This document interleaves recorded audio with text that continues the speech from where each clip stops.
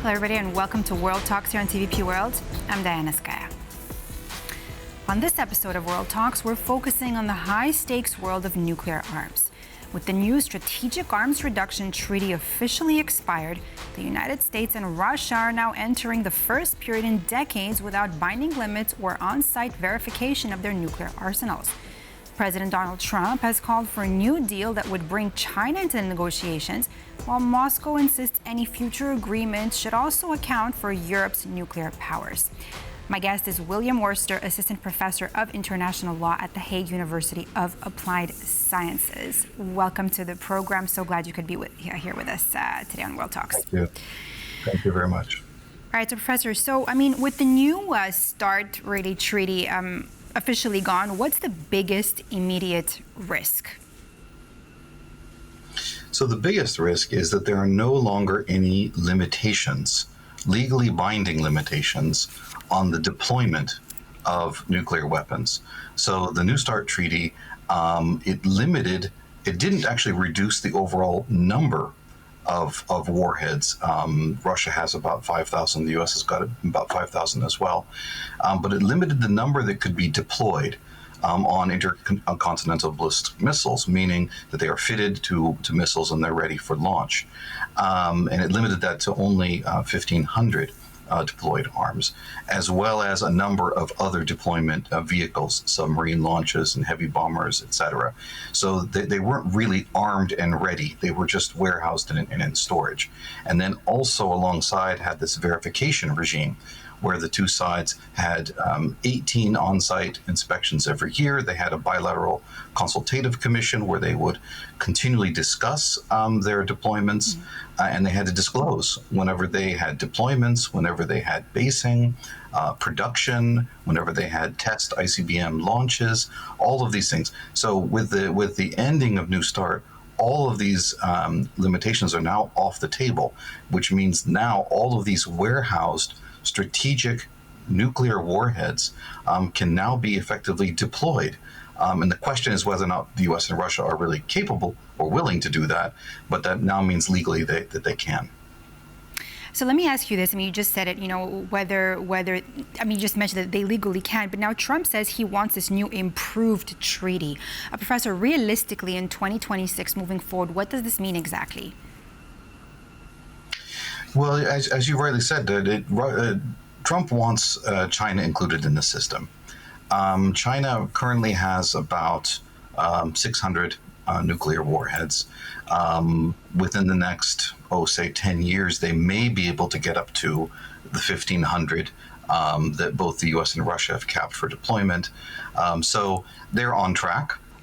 They're not there yet, but he wants them to be included. In addition, the United States has alleged, although I will say without very good evidence, has alleged that China continues to secretly test nuclear weapons and develop them.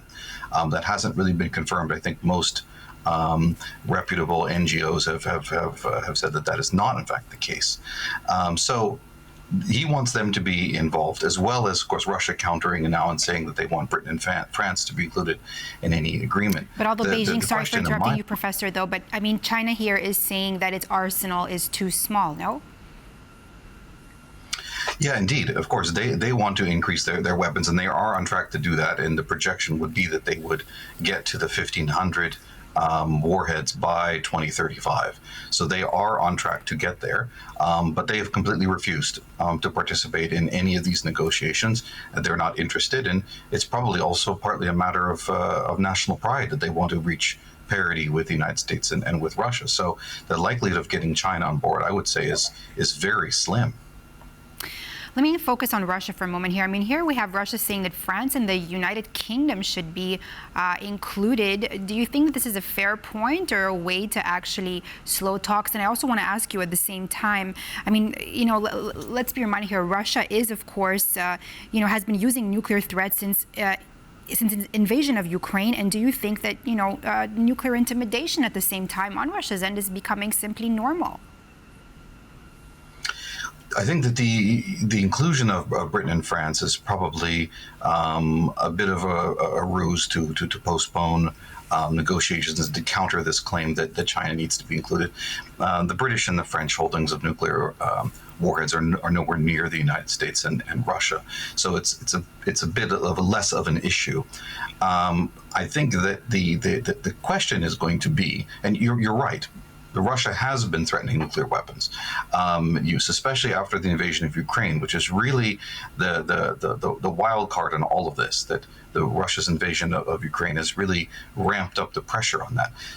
Russia has deployed tactical, not strategic, tactical, so much smaller level nuclear weapons into Belarus, and has been talking about their potential use. And of course, ever since 1994, and Ukraine gave up its nuclear weapons, it hasn't had its own nuclear deterrent there. So indeed, it does seem to be part of the Russian larger strategic initiative and how they want to position themselves, which also then, of course, explains why China may want to get on board and why Iran and North Korea and all these other states are interested in acquiring nuclear weapons. Professor, without limits, I mean, what does nuclear stability really mean for Europe? Well, the question is, because the legal limits have now been removed, practically, what is Trump going to do? What is Putin going to do? What are they going to do? Doesn't really have. Yeah, exactly. The U.S. doesn't have a whole lot of logistical capacity to immediately deploy a lot of these nuclear weapons. So going up from the 1,500, where they've been capped, quickly is unlikely to happen. And the U.S. is in the middle of a $1 trillion upgrade to its nuclear weapons right now, but that doesn't involve deployment. So it's unlikely they could quickly do it. Russia probably has a bit more operational ability to increase its deployment levels. But the difficulty, of course, is that Russia is completely mired in Ukraine. It's unclear what their military budget is at this point and whether they could even, logistically pull it off from just a funding perspective and a logistical perspective is a bit in doubt. So I wouldn't expect anything really immediately to happen. Russia has been to some degree complying with some of the notification as a political matter, and they have reached out their hand to suggest that they would be willing to come back to the table. And the question right now, didn't from what Vladimir I hear, Putin, though, sorry for interrupting you, Professor, but I mean, didn't in September, could you correct me if I'm wrong, didn't Putin actually propose extending the agreement by another year to Donald Trump? Yes, I heard that Putin has offered both in 2019 and in 2025 a short-term extension.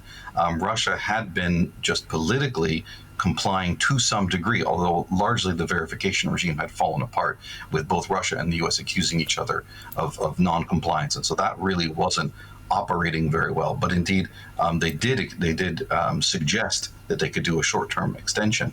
I think one other factor to keep in mind is that in 2 months, 3 months from now, the review conference of the Nuclear Non-Proliferation Treaty will occur in New York at the United Nations headquarters. This will involve the U.S., Russia, as well as China, UK, France, where they will discuss arms limitation, where all of these states have a binding obligation under that treaty, a completely different treaty, to at least in principle reduce their arms.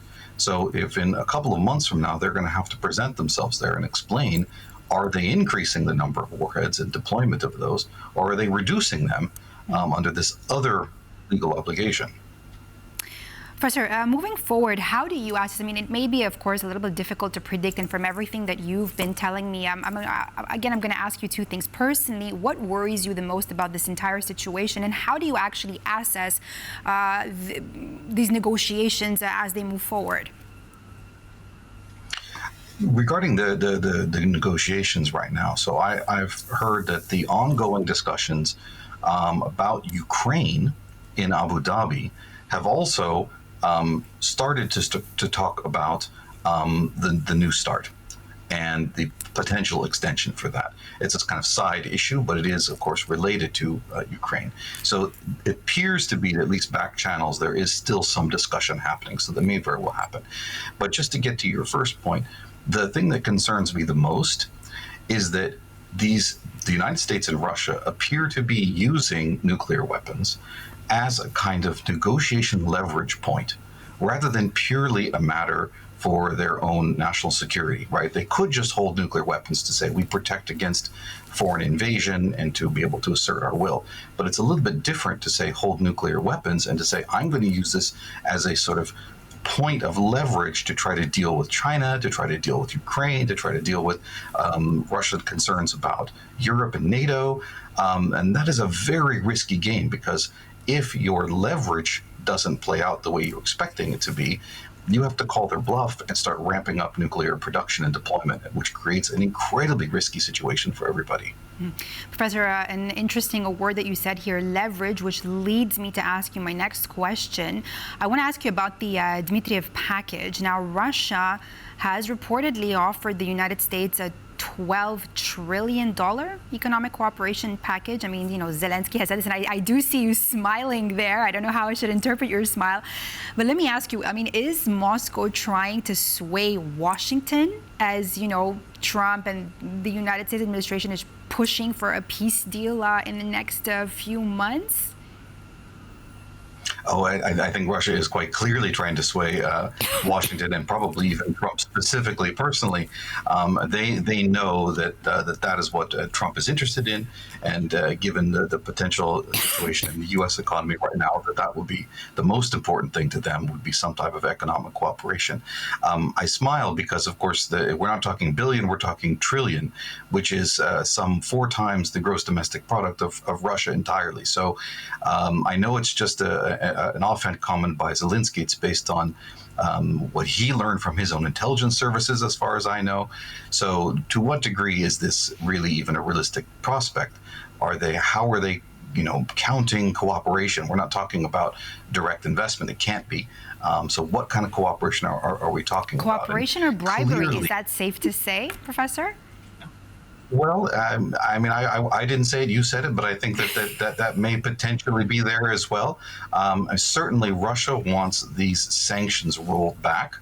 They are really suffering under them, and it sounds like they're willing to say whatever it's going to take to get there, even something as outlandish as 4 times their gross domestic product. And really, finally, Professor, how soon? Again, I know it's a difficult question to predict or to have an answer to, but how soon do you think that negotiations could actually weigh a positive result? We're hoping for a positive result, but how soon do you think we would be able to see this come through? Yeah, you're exactly right. It's very difficult to know what kind of timeline we're working on. There is a lot of pressure within the United States, bipartisan pressure. The New START treaty was consented and ratified by the U.S. Senate with support from both parties. So there is bipartisan support for continuing these controls on deployments. But clearly, the administration wants to use this as leverage. And the question is, what do they really want to get? Do they want to get this $12 trillion? Do they want to get peace in Ukraine? What do they want to get with this? But I do think, just coming back to something I mentioned earlier, is that it's very interesting for me to hear what happens in April and May at the review conference of the Non-Proliferation Treaty, and what does the United States say at that point. I'm not saying that that's necessarily going to be some deadline or anything, but that will be an important marking point to see where we are in the status of these negotiations. Thank you so much, William Worster, Assistant Professor of International Law, for being my guest here on World Talks here today. Thank you. And thank you for watching this episode of World Talks. I'm Diana Skaya. See you next time.